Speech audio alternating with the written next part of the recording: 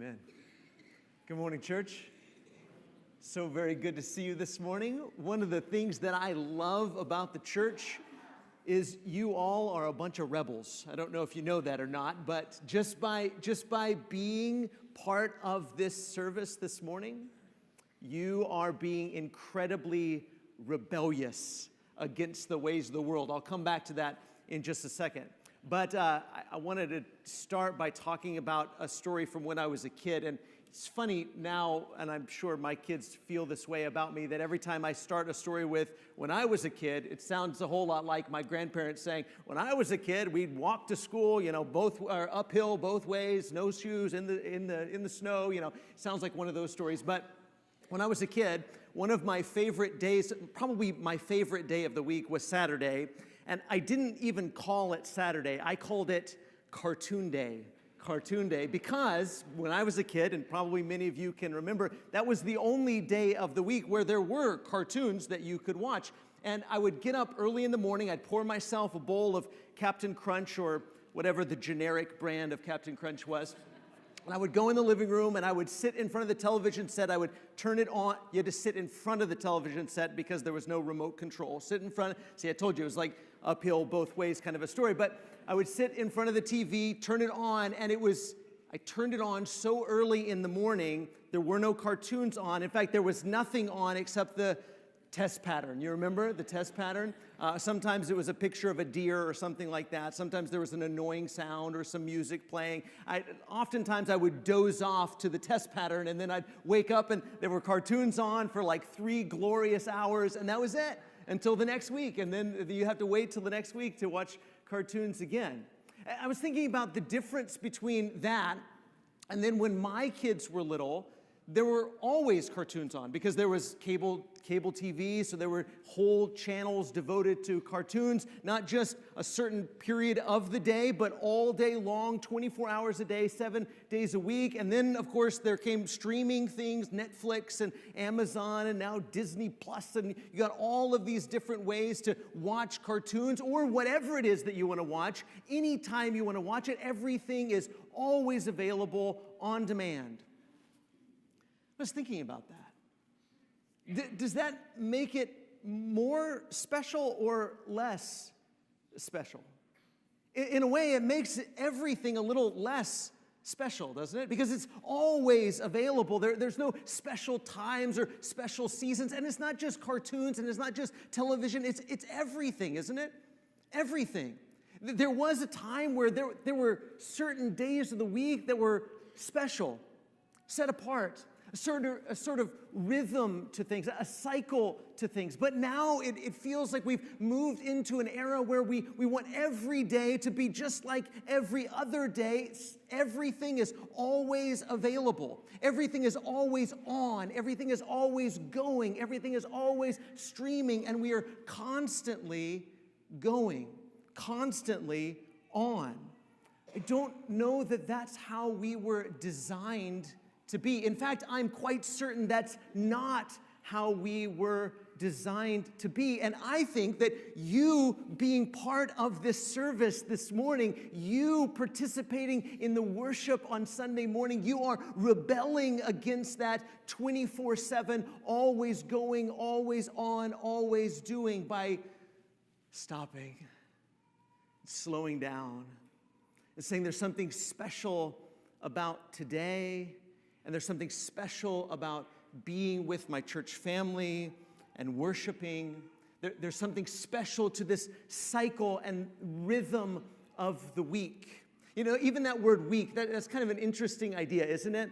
When it comes to things like a year is obviously how long it takes the earth to travel around the sun. So 1 year tracks how long it takes for the earth to go around the sun. A day, of course, is how long it takes the earth to rotate on its axis. A month tracks the movement and the orbit of the moon around the earth and the cycles of the moon. But a week, that's interesting.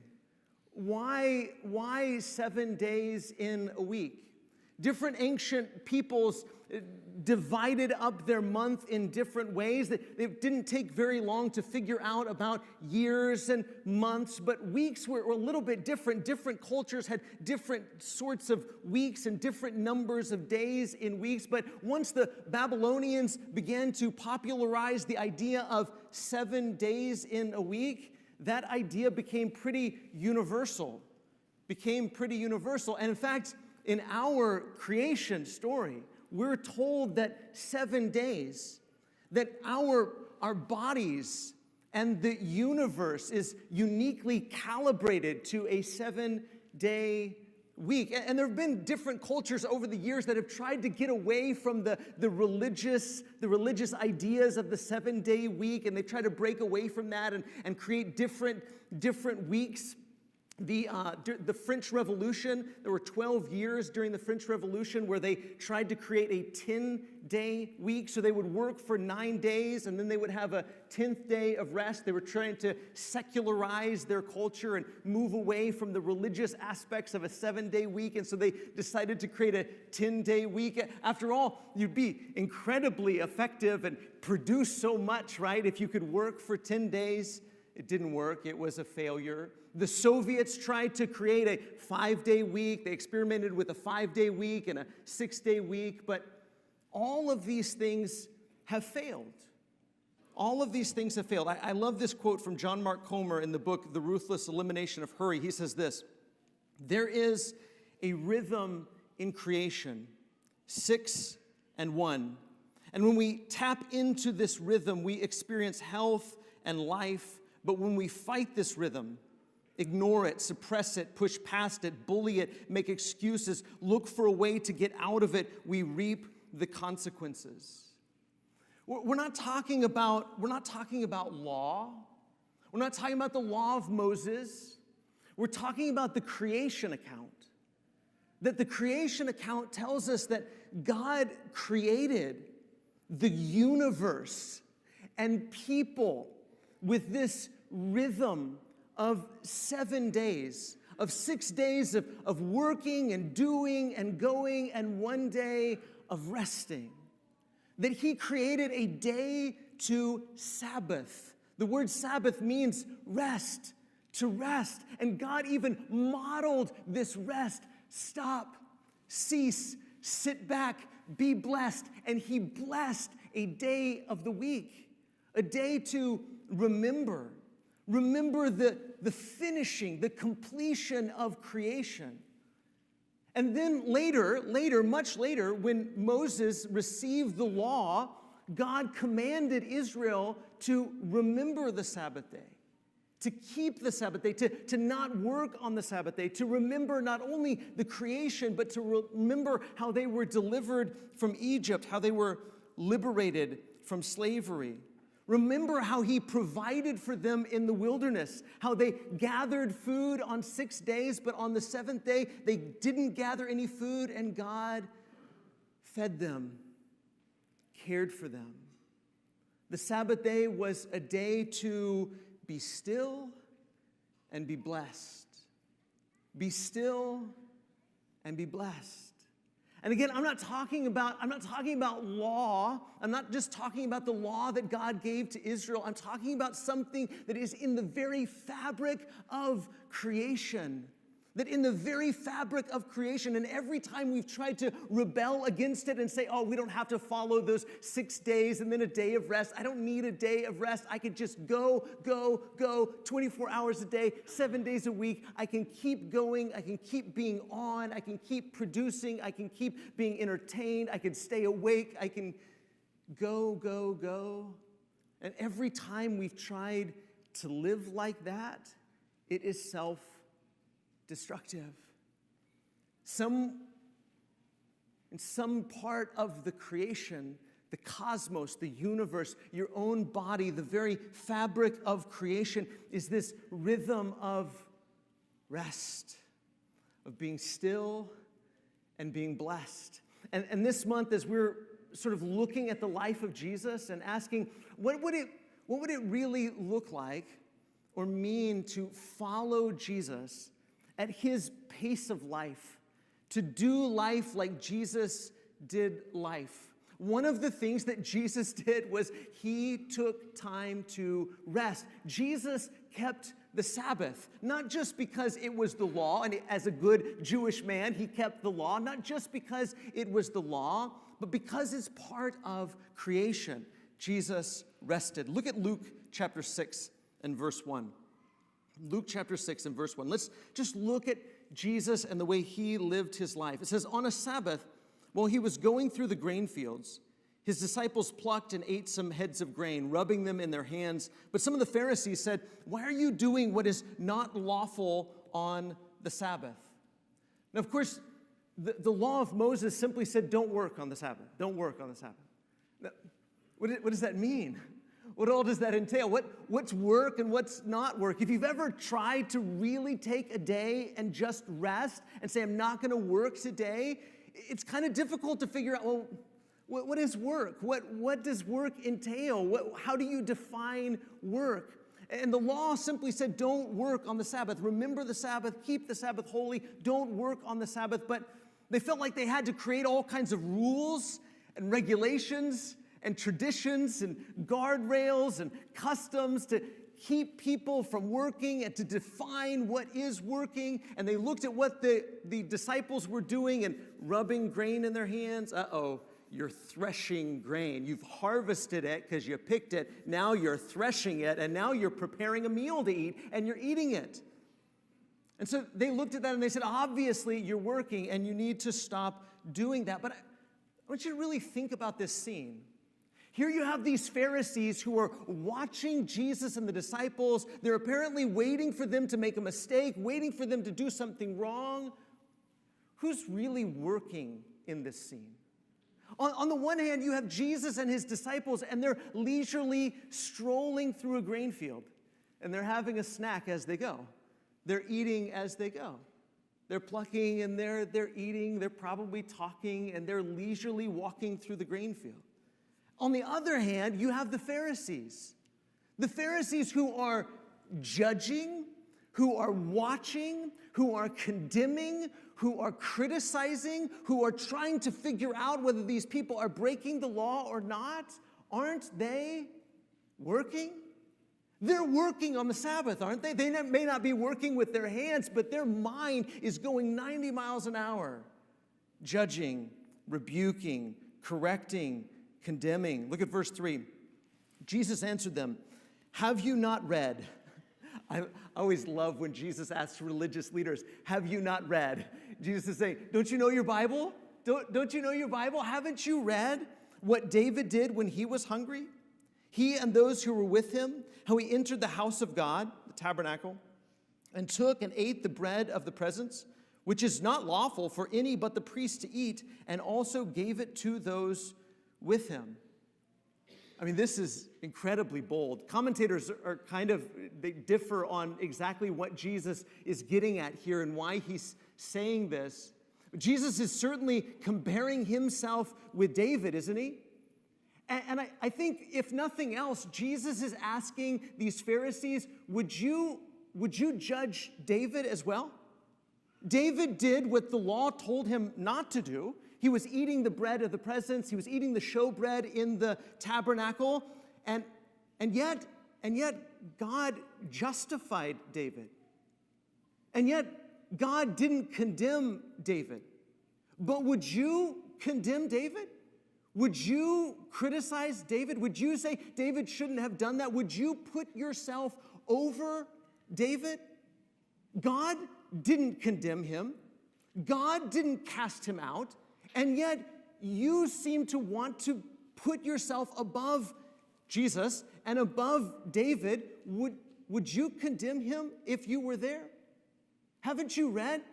Don't you know? David did this, and yet God didn't condemn him. God justified him. In fact, I think this gets at the very heart of what the Sabbath was all about. The Sabbath was all about let God be God. You need a day a week. You need a constant reminder that there is a God and you are not him. Don't you? I know I need that. You need a constant reminder that there is a God and you are not him. Let God be God. The Sabbath was a day to be still and be blessed.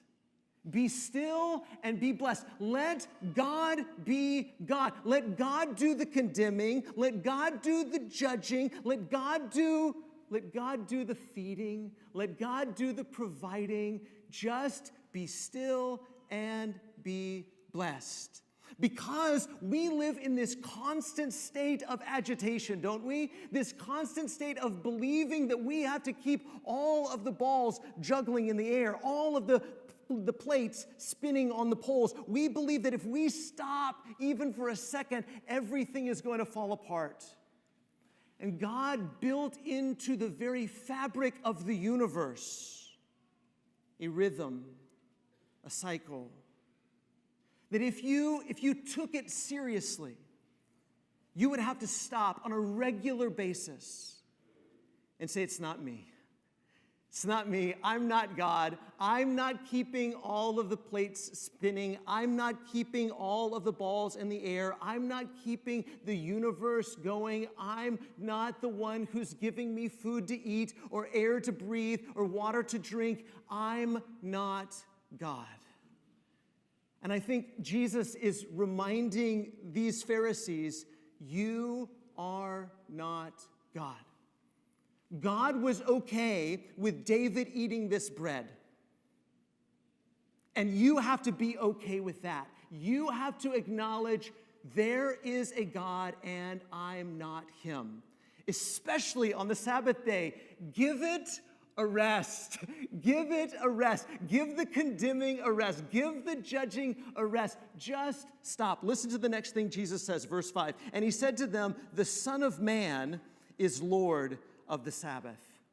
The Messiah is Lord of the Sabbath, which means if the Son of Man is Lord of the Sabbath, then who's not? You or them. The Pharisees are not the Lord of the Sabbath. Jesus is the Son of Man. Therefore, Jesus is the Lord of the Sabbath, which is good news, isn't it? Which is good news. God doesn't need you to be the guardian of everything. God doesn't need you to be the Lord of everything. God doesn't need you to be the master of everything. Rest is about relinquishing control. Let me say that again because I'm sure that I'm not the only one that needs to hear that. Rest is about relinquishing control. That's why it's so hard, isn't it? That's why it's so hard to rest. That's why it's so hard to take a day a week, whether it's Saturday or it's Sunday or whatever. It's so hard for us to just stop because we want to be in control.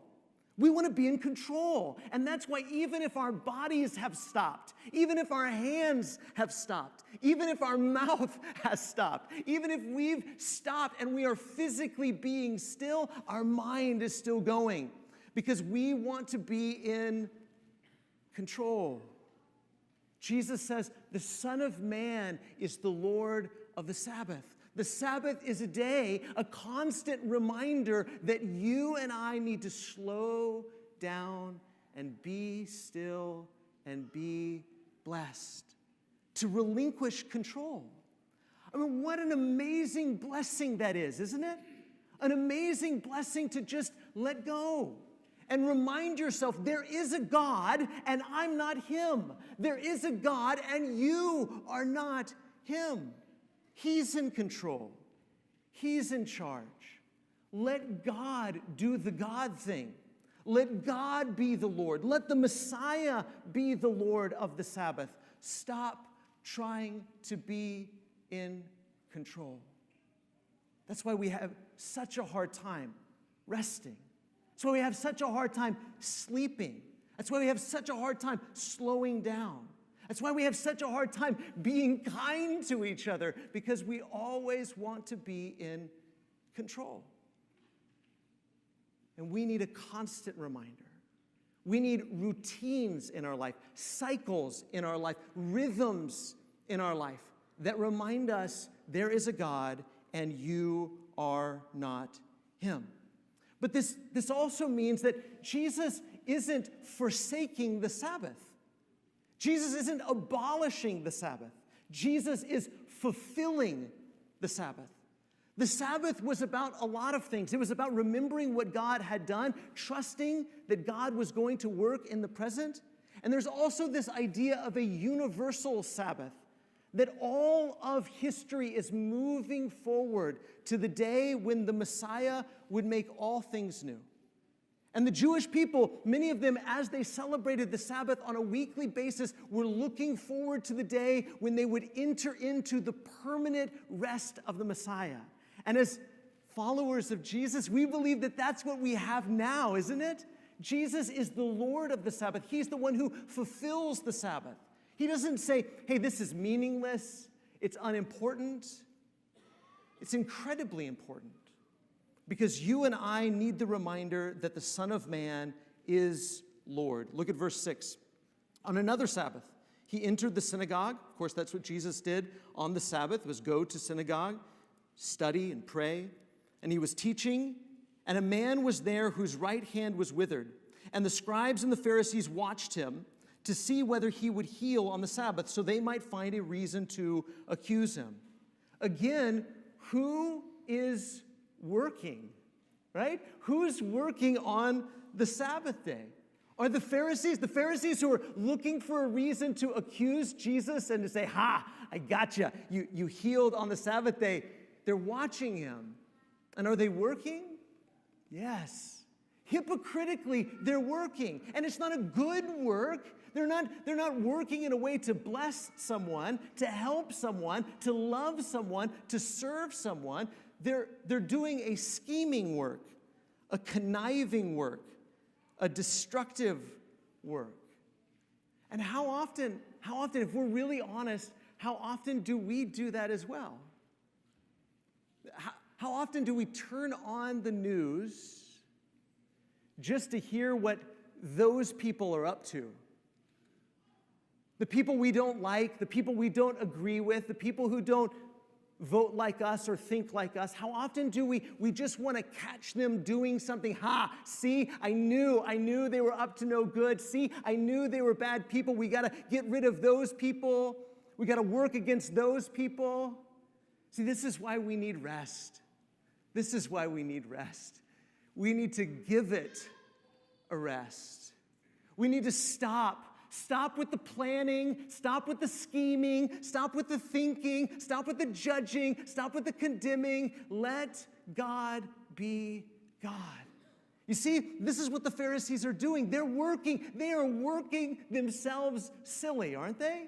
It's the Sabbath day, and they're looking to condemn someone else for working on the Sabbath, but they're working on the Sabbath, conniving and scheming and planning. It says in verse 8, but Jesus knew their thoughts, and he said to the man with the withered hand, come and stand here.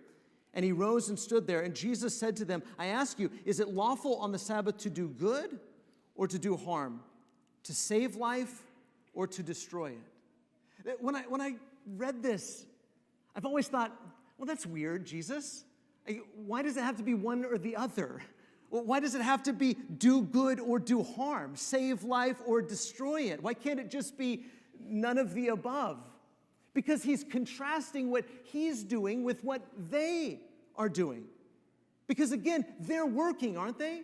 They're working to do harm. They're working to destroy life.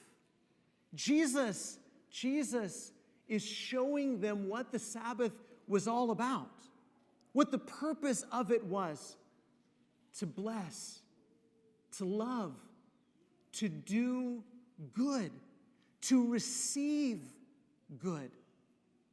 But they had rejected that.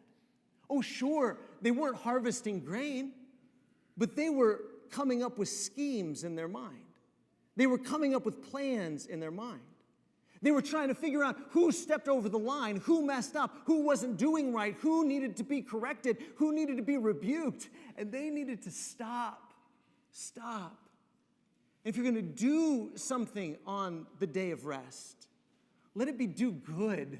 Let it be bless people, help people, serve people, receive a blessing, and share a blessing. Verse 10, and after looking around at them all, he said to them, stretch out your hand. And he did so, and his hand was restored. I love that word, don't you? Restored. That's what rest is all about, isn't it? Rest is about restoration. It's about renewal. It's about life. This is what on a weekly cycle, a weekly rhythm, rest is all about. And then the ultimate Sabbath rest, the Sabbath rest to which everyone in all of history was moving and continues to move, the day on which the Messiah will make all things new, restore all things, bring life and renewal. And Jesus is showing this is what the Sabbath was always about. Restoring what's broken, renewing what needs renewal. That's why we should make this sort of rest a part of our lives, because we need that, don't we? On a weekly basis, we need that. In an ultimate way, we need that. We need rest. We need to be restored. We need to be renewed. Verse 11, but they were filled with fury and discussed with one another what they might do to Jesus. The Sabbath was always for rest and restoration, for being a blessing and receiving a blessing, for participating in life-giving activities, Bible study and prayer, encouragement, helping one another. But do you see how the Pharisees, with all of their rules and regulations, had turned that on its head? And they were busy. They were busy, weren't they? Even on the Sabbath, they were busy. Not trying to be a blessing, not trying to receive a blessing, but thinking about how they might destroy Jesus. They were busy planning and scheming and judging, planning to take away life. Look at verse 12. In these days, Jesus went out to the mountain to pray, and all night he continued in prayer to God. You see how Luke continues to remind us that that's the rhythm of Jesus, that's the pace of Jesus, that's the practice of Jesus, that's the habit of Jesus, is to get away from the crowds, to go and pray and spend time with his Father. Again, as we've been saying all month, we need to slow down if we want to catch up with Jesus. We need to slow down if we want to catch up with Jesus. If Jesus needed to do this, go out to the mountain and pray, and spend all night with God in prayer, then how much more do we need that? Again, as we said last week, we have this motto in our world that we work hard, play hard, and Jesus seems to have the motto, work hard, pray hard. It's not about being constantly entertained, constantly engaging in recreation. There's good things that could come from recreation, all good things that could come from being entertained. But this constant going, this constant doing, this constant consuming is not good for us. It's not about the law of Moses. The law of Moses has been fulfilled. We have entered into the Sabbath rest because we have put our faith in Jesus. But it is part of the fabric of the cosmos, the fabric of the universe, the fabric of your own body that you need rest. You cannot live in a constant state of going. You cannot live in a constant state of doing. You cannot live in a constant state of consuming. We need a weekly routine that includes rest, renewal, and relinquishing of control to the Lord. Don't we? I do. I think this is part of the creation story. What it means to be a human being. You and I are limited.